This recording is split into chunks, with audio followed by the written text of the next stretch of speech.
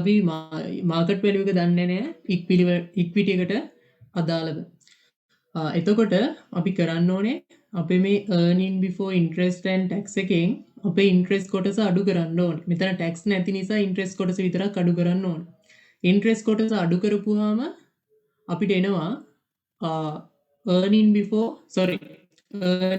available to equity shareholders කියන කොටස.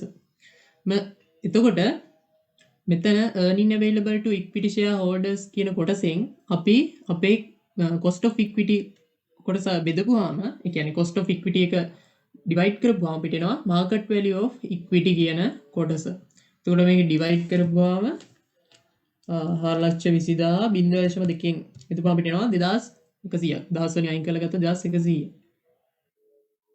ඊට පස්සේ මේ ෆර්ම් එකේ වැලියු එක කැල්කියුලේට් කරන්න පුළුවන්. එතකොට අපිට එනවා 3000ක් කියලා. 1000 වලින් ගත්තොත් 3000. හරි. එතකොට මේක තමයි මාකට් වැලියු ඔෆ් ඉක්විටි එක ඒ ෆර්ම් එකේ. ඒ කියන ෆර්ම් එකේ ඉක්විටි වල මාකට් වැලියු එක 2100යි. B කියන ෆර්ම් එකේ ඉක්විටි වල මාකට් වැලියු එක 3000යි. ඊට පස්සේ දැන් අපිට ඕනේ ෆර්ම් එකේ වැලියු එකනේ. ෆර්ම් එකේ වැලියු එක ගන්න නම් මාකට් වැලියු ඔෆ් ඉක්විටි වගේම මාකට් වැලියු ඔෆ් ඩෙට් කියන කොටස තියෙනත් ඕනේ. එහෙනම් මාකට් වැලියු ඔෆ් ඩෙට් කියන කොටස තියෙන්නේ නැත්නම් ඩෙට් කියන කොටස අන්තර්ගත වෙන්නේ ඒ කියන ෆර්ම් එකේ විතරයි. ඒක ලීවර්ඩ් ෆර්ම් කියලා අපි කිව්වා. ඩෙට් කියන කොටස අන්තර්ගත වෙනවා නම් ඒක අපි හඳුන්වන්නේ ලීවර්ඩ් ෆර්ම් එක කියලා. ඩෙට් කියන කොටස අන්තර්ගත වෙන්නේ නැත්නම් අපි ඒක හඳුන්වන්නේ අන්ලීවර්ඩ් ෆර්ම් කියලා. එතකොට මෙතන අපිට හම්බුණා මාකට් වැලියු මෙතන එතකොට මාකට් වැලියු ඔෆ් අපි ඉක්විටි කියන කොටස ගත්තා. දැන් මාකට් වැලියු ඔෆ් ඩෙට් කියන කොටස ගමු. අපිට ගානේ දෙනවා මාකට් වැලියු ඔෆ් ඩෙට් කියන කොටස මේ තියෙන 1500. මෙතනට අපි ගෙනල්ලා එකතු කරන්න ඕනේ. මොකද ඒ ෆර්ම් එකට අදාළව තමයි මේ 1500 ඩෙට් වල පෙන්වන්නේ. හැබැයි B කියන ෆර්ම් එකට අදාළව ඩෙට් කියන කොටස මේකෙදී නැහැ. මේ ගානේ දීලා නැහැ. කියන්නේ අන්ලීවර්ඩ් ෆර්ම් එකේ ඩෙට් නැහැ. එතකොට දැන් මේක අපි එකතු කරොත් මේ දෙකම එකතු කරමු. මෙතන එකතු කරගන්න. මෙතන එකතු කරොත් අපිට එනවා 3600ක් කියලා. එතකොට මේ 3600 කියන්නේ A කියන ෆර්ම් එකේ මාකට් වැලියු එක. market value of the firm. market value of the firm. හරි. මේ B කියන ෆර්ම් එකේ අපිට එනවා 3000 කියලා. මේක තමයි B කියන ෆර්ම් එකේ market value එක. හරි.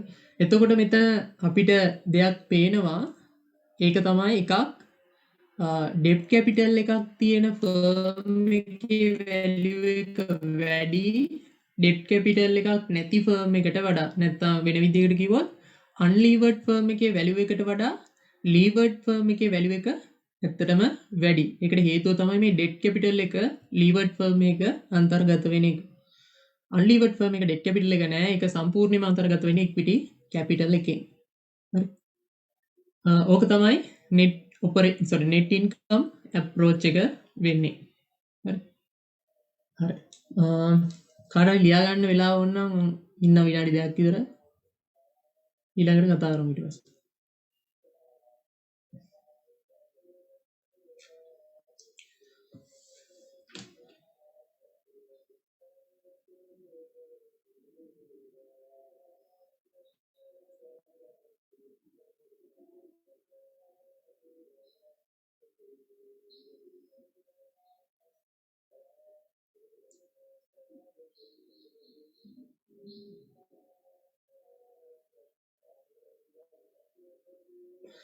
හරි. මේක හරි කාටද ලියා ගන්න බැරුණොත් කියන්න මම පෙන්නන්නේ. ඊට පස්සේ දැන් අපි කතා කරේ net income approach එක ගැන. ඊට පස්සේ අපි කතා කරමු net operating income approach එක ගැන. එතකොට capital structure determination approach වල අපි කතා කරේ පළවෙනි එක විදිහට net income approach එක ගැන. එතකොට දැන් දෙවෙනි එක කතා කරන්න යන්නේ net operating income approach. net operating income approach. net operating income approach මේකටම කියනවා NOI approach කියලා. NOI approach කියලා කියන්නේ net operating income approach එක කෙටි කරලා. මම මේතනදී පොඩි දෙයක් කියන්න මොකද මේක අවබෝධ මේ තේරුම් ගන්න ලේසි. අපි net income approach එකේදී අපි අර graph එක ඇඳනි net income approach එකේ අපි graph එක ඇඳලා ඒ graph එකේ තිබ්බේ මෙන්න මේ වගේ හැඩයක්. කියන්නේ cost of capital එකට overall cost of capital එකට තිබ්බේ මෙන්න මේ පහතට downwards වෙන curve එකක් තමයි තිබ්බේ. හරි ඒ කියන්නේ downward වෙනවා කියලා කියන්නේ cost of capital එක leverage එකත් එක්ක වෙනස් වෙනවා. දැන් අපි මේ පැත්තේ දැම්මේ leverage එක. leverage එක වැඩි වෙන්න මේ cost of overall cost of capital එක නැත්නම් weighted average cost of capital එක ක්‍රමක්‍රමයෙන් අඩු වෙනවා. ඒක තමයි net income approach එකේදී අපි කතා කරේ. දැන් අපි net operating income approach එකට එන්නේ. මෙතනදී අපි උපකල්පනය කරනවා මේ cost of capital overall cost of capital නැත්නම් weighted average cost of capital කියන එක constant කියලා උපකල්පනය කරනවා. හරි. ඒ වගේම තමයි මේ capital structure එක firm එකේ capital structure එක බලපාන්නේ නැහැ firm එකේ value එක තීරණය කරන්න. හරි. ඒතකොට මේ approach එකේ කියන තව දෙයක් තමයි firm එකේ value එක තීරණය කරන්න firm එකේ capital structure එක බලපාන්නේ නැහැ කියලා.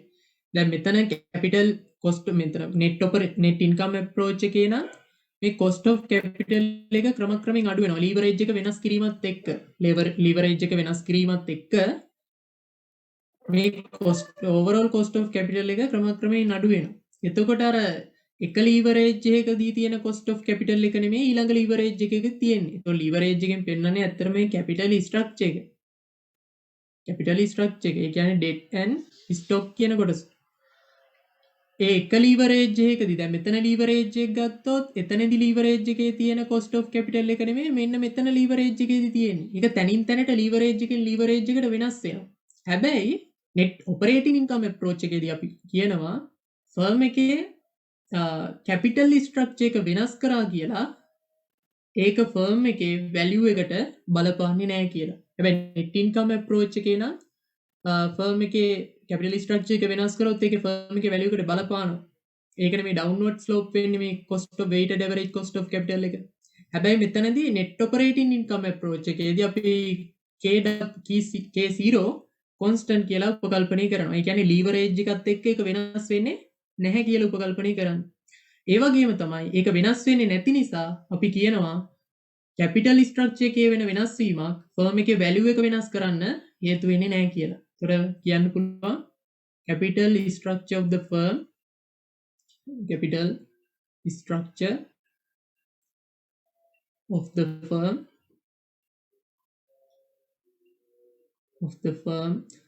does not affect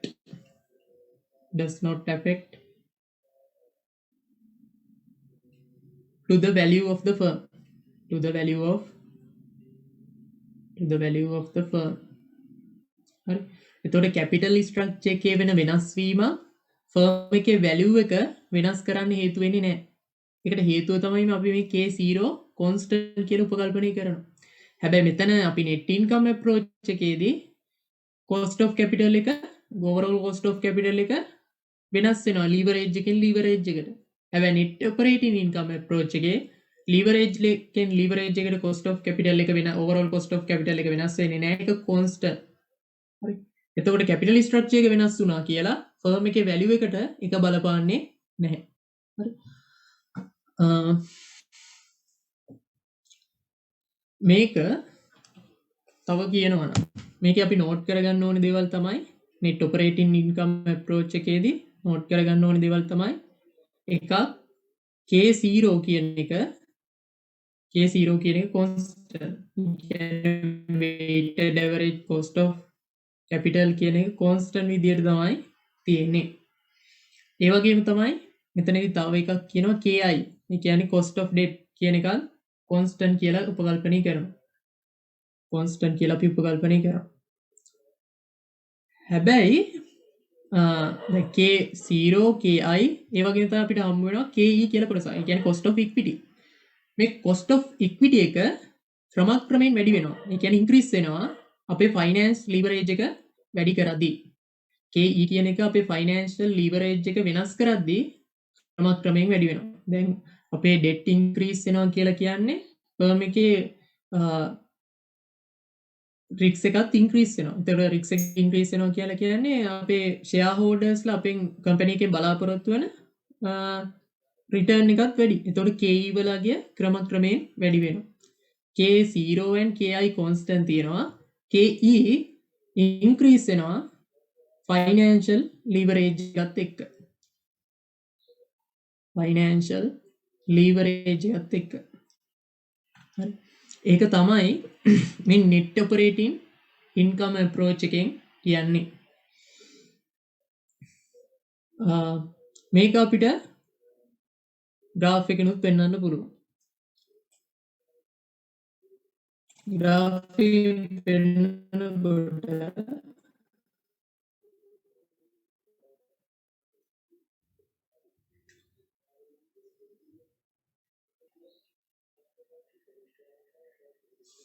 ඊට පස්සේ මෙතන degree of leverage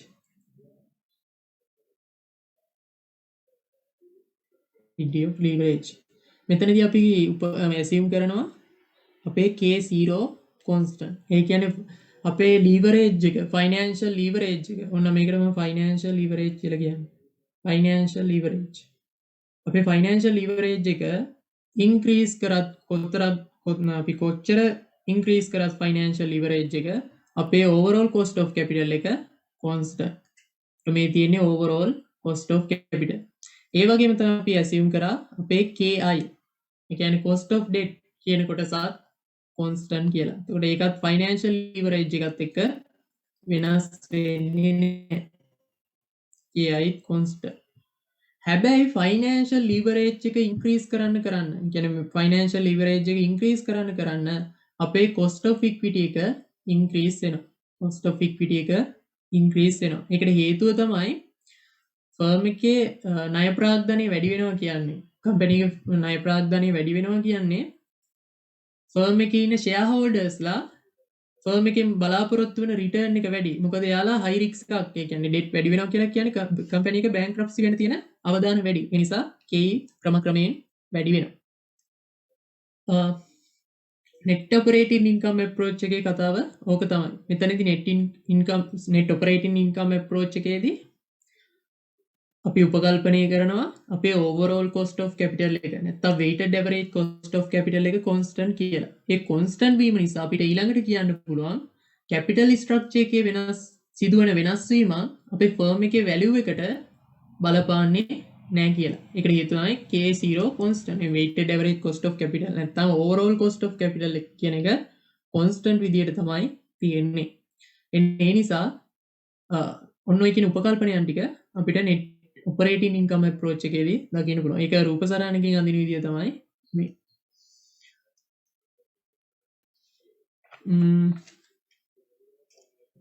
ඕක තමයි net operating income approach එක. එතකොට අපි net income approach එකේදී පළවෙනියටම කතා කරපු එක net income approach එකේදී අපේ overall cost of capital එක decrease වුණා. financial leverage එක increase කරනවත් එක්ක. හැබැයි net income approach එකේදී financial leverage එක වෙනස් කරා කියලා අපේ overall cost of capital එක නැත්නම් K0 නැත්නම් weighted average cost of capital එක වෙනස් වෙන්නේ නැහැ. හරි. ඒක තමයි net income approach එකේදී වෙන්නේ. ඊළඟට අපිට තියෙන approach එක තමයි traditional approach එක. traditional approach. අපිට slide වල නම් දීලා තිබ්බා net operating income approach එකට ගාන මං හිතන්නේ ඔය ගාන දීලා තිබ්බා. ඒක හදන්න ඕනේද මොකද කරන්නේ?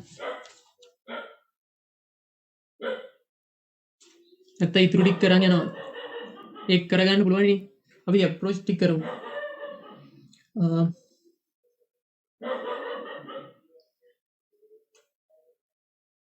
ඊළඟ approach එක තමයි traditional approach. traditional approach. මම ඉස්සෙල්ලා කිව්වා මේ ට්‍රැඩිෂනල් අප්‍රෝච් කියන එක මේ ට්‍රැඩිෂනල් අප්‍රෝච් කියන එක ඉන්ටර්මීඩියට් එකක් මේ කියන්නේ අපි කතා කරපු net income approach එකේ net income approach එකේ net operating income approach එකේ ඉන්ටර්මීඩියට් කොටසක් තමයි මෙන්න මේ අතරමැදි කොටසක් තමයි මේ ට්‍රැඩිෂනල් අප්‍රෝච් එක කියන එක. මම ඒකට හේතුව කියන්න මොකක්ද කියලා ඒක අපි අපේ ග්‍රාෆ් එකෙන් උනත් තේරුම් ගන්න පුළුවන්. Traditional approach. ට්‍රැඩිෂනල් අප්‍රෝච් එක මේ ඉන්ටර්මීඩියට් අප්‍රෝච් එක. net income approach එකටයි net operating income approach එකටයි තියෙන intermediate approach එකක් තමයි මේ traditional approach එක කියන්නේ.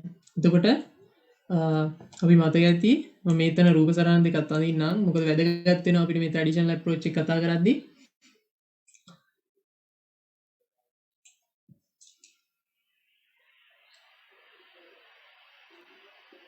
අපි net income approach එකේ graph එක යන්නේ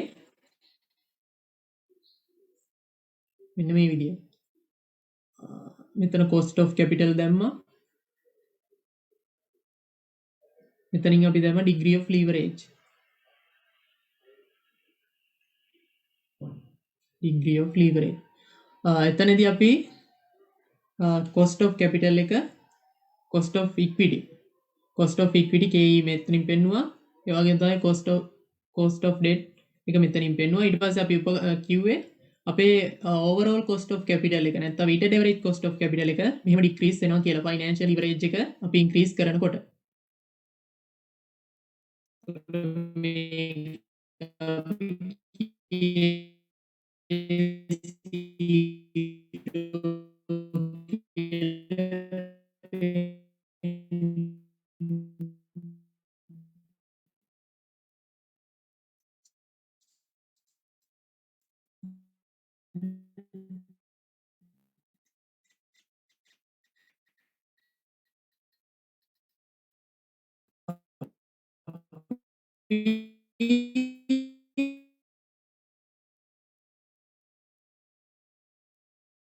net operating income capital එක constant කියලා. constant කිව්වම මෙතන financial leverage එක increase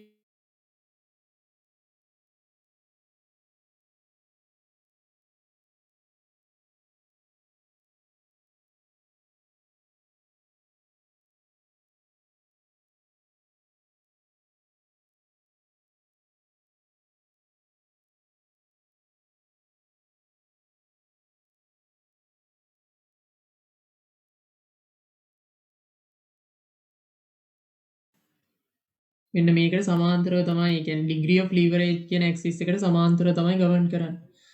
ඊට පස්සේ cost of debt එක ඊට පල්ලෙහෙන් තිබ්බේ ඒකත් constant කියලා අපි උපකල්පනය කරා cost of debt.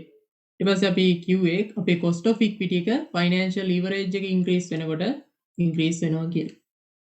ඔන්න ඔය විදිහට තමයි net operating income approach එක අපි graph එක ඇඳේ. ඊට පස්සේ දැන් අපි ඉන්නේ traditional approach එකේ. ඒකට මම කිව්වා traditional approach එක intermediate approach එකක් කියලා. ඒතර මේ traditional approach එකේදී කියනවා ඒ කියන්නේ මේකේ assumption එකක් කරනවා traditional approach එකේදී අපි assumption එකක් කරනවා firm එකට optimal capital structure එකක් තියෙනවා කියලා. එන optimal capital structure එකක් තියෙනවා කියලා අපි assume එකක් කරනවා. ඒ කියන්නේ අපි ගත්තොත් net income approach එකේදී optimal capital structure එකක් ගැන කිව්වේ නැහැ. ඒ වගේම තමයි net operating income approach එකේදීත් optimal capital structure එකක් ගැන කිව්වේ නැහැ. හැබැයි මේ traditional approach එකේදී assumption එකක් තියෙනවා optimal capital structure කියලා එකක් ගැන. optimal ප්‍රශස්ත ප්‍රාග්ධන ව්‍යුහය. optimal capital structure. optimal capital structure. මේ optimal capital structure කියන එකේ තේරුම තමයි අර අපි ඉස්සෙල්ලා කතා කරපු concept එක මේකට සම්බන්ධ වෙනවා. optimal capital structure කියන එකේ තේරුම තමයි firm එකේ overall cost of capital එක minimize වෙන capital structure එක තමයි firm එකේ ඔප්ටිමල් කැපිටල් ස්ට්‍රක්චර් එක කියන්නේ කියලා. ෆර්ම් එකේ overall cost of capital එක නැත්නම් weighted average cost of capital එක නැත්නම් K0 ඔය කියන ඔක්කොම නම් වලින් හඳුන්වන්නේ මේ K0 කියන එක තමයි. overall cost of capital weighted average cost of capital කියන එකෙන් එතකොට මේ optimal capital structure කියන එකෙන් කියන්නේ මේ අපේ weighted average cost of capital එක නැත්නම් overall cost of capital එක minimize වෙන ඒ වගේම තමයි ෆර්ම් එකේ වැලියු එක ඉන්ක්‍රීස් වෙන ෆර්ම් එකේ වැලියු එක ඉන්ක්‍රීස් වෙන කැපිටල් ස්ට්‍රක්චර් එක අපි කියනවා ඔප්ටිමල් කැපිටල් ස්ට්‍රක්චර් එක කියලා. හරි. එතකොට ට්‍රැඩිෂනල් අප්‍රෝච් එකෙන් තියෙන assumption එක තමයි ෆර්ම් එකට ඔප්ටිමල් කැපිටල් ස්ට්‍රක්චර් එකක් තියෙනවා. ඒ ඔප්ටිමල් කැපිටල් ස්ට්‍රක්චර් එකෙන් අදහස් කරන්නේ ෆර්ම් එකේ overall cost of capital එක decrease වෙන නැත්නම් minimize වෙන ඒ වගේම තමයි ෆර්ම් එකේ value එක increase වෙන capital structure එක optimal capital structure එක කියලා අපි මෙතනදී කතා කරනවා. ඒ වගේම තමයි මේ traditional approach එකේදී ඒක මෙන්න මේ වගේ දෙයක් අපි කතා කරා අපි පළවෙනියටම කතා කරපු approach එකේ. ඒ approach එක තමයි net income approach එක. එතකොට මෙන්න මේ කියන කොටස ආවේ net income approach එකේ. weighted average cost of capital එක අඩු වෙනකොට ෆර්ම් එකේ value එක increase වෙනවා කියලා කිව්වේ අපි net income approach එකේදී. අන්න මම කිව්වා දැන් traditional approach එකේ ඉන්නේ. traditional approach එක intermediate approach එකක්. net income approach එකටයි net operating approach එකටයි තියෙන්නේ. එතකොට මේ net income approach එකෙන් තමයි මෙන්න මේ optimal capital structure කියන concept එක ඉන්නේ. ඊට පස්සේ කියනවා දෙවෙනි එකේදී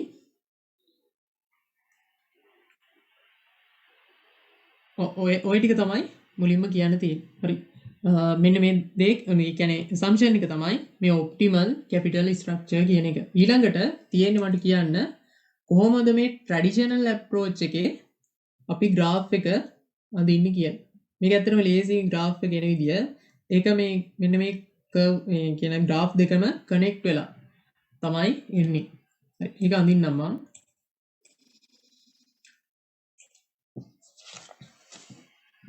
ඒක ඇන්දොන් අර විදියටම අපි cost of capital පෙන්වන්න ඕනේ, degree of leverage එක පෙන්වන්න ඕනේ.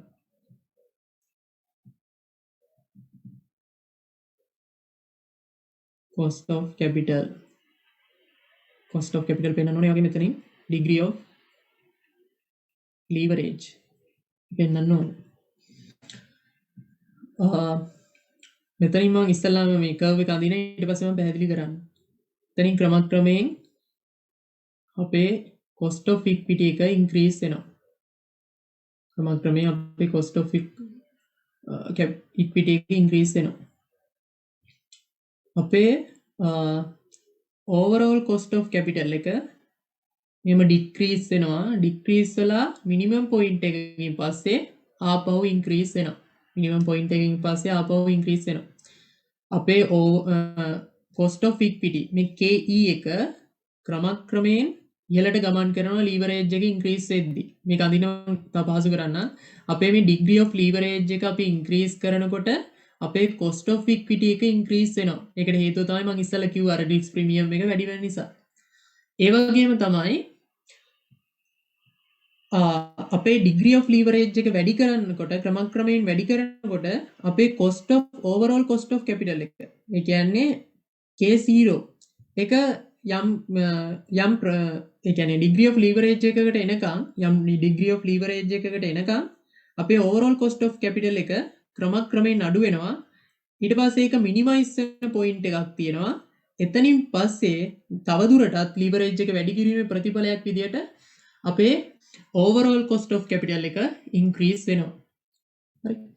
ඊට පස්සේ අපේ cost of debt එක අපි curve එක ඇඳලා අපේ cost of capital එක cost of debt එක මෙහෙම යම් point එකකට එනකම් constant ස්වරූපයක් ගන්නවා. ඒ point එකෙන් පස්සේ අපේ cost of debt එකත් increase වෙන්න පටන් ගන්නවා. cost of debt එකත් increase වෙන්න පටන් ගන්නවා. එතකොට මම මේක KI කියලා represent කරන්න. ඊට පස්සේ මං කරන්නේ මම ඉන්ටර්මීඩියට් වර්ෂන් එකක් කියන්නේ ඇයි කියලා ඔප්පු කරන්න යන්න. මේක තමයි ට්‍රැඩිෂනල් ඇප්‍රෝච් එකේ කර්ව් එක. ඇත්තට මේක එන්නේ කොහොමද කියලා. ඒතකොට ට්‍රැඩිෂනල් ඇප්‍රෝච් එක මම කිව්වා ඉන්ටර්මීඩියට් ඇප්‍රෝච් එකක් net income ඇප්‍රෝච් එකටයි net operating ඇප්‍රෝච් එකටයි තියෙන. එතකොට ඒක කාට හරි ඕනනම් මම මේක